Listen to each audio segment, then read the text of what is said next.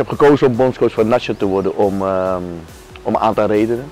Eén reden is, ik ken de potentie van de spelers die we hebben. En ik weet waar we naartoe kunnen gaan. En als ik die dingen bij elkaar zet, als talenten, dus op grote toneel kunnen komen, komt het land ook op een hoger toneel. En als het land op een hoger toneel komt, dan heeft dat ook natuurlijk voordelen voor iedereen in het land zelf.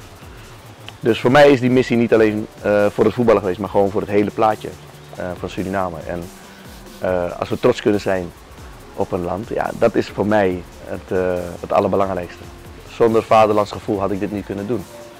Het is natuurlijk heel belangrijk dat je een goed gevoel bij hebt. Hè. Voor het geld hoef ik het niet te doen, want het geld kan je dus meerdere malen, vele malen meer verdienen in Europa.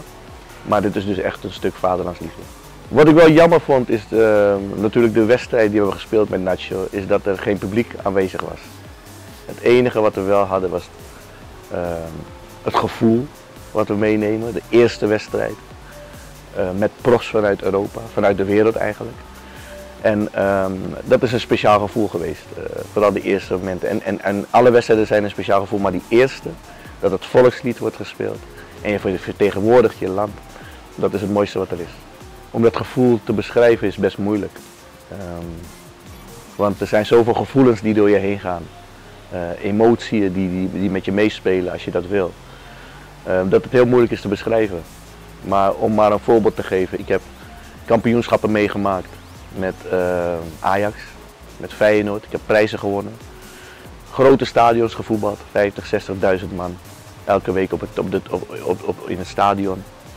En het gevoel om met Suriname hier op een klein publiek, een klein stadionnetje, je te kunnen plaatsen voor een Gold Cup als land, heeft nog meer impact op me gehad dan al die grote stadions die ik heb meegemaakt. Ik denk in elk land, als je praat over vaderlandsgevoel, elk land heeft daarmee te maken.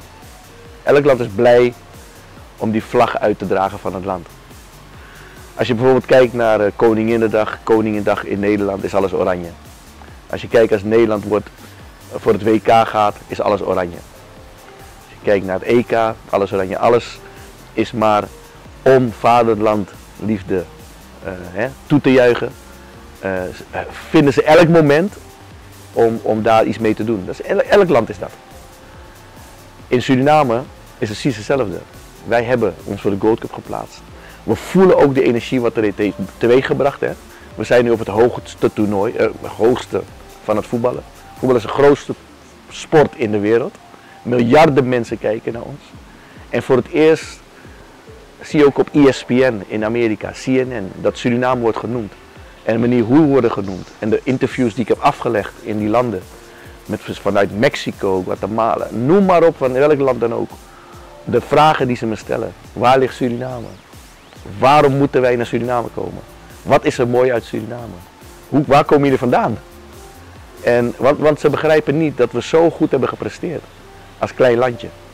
En dat natuurlijk is voor het land als Suriname onbetaalbaar. Ons op de kaart kan zetten, heeft al gedaan, maar nog meer op de kaart kan zetten. Zodat het uiteindelijk Suriname als marketing groter in de wereld komt te staan.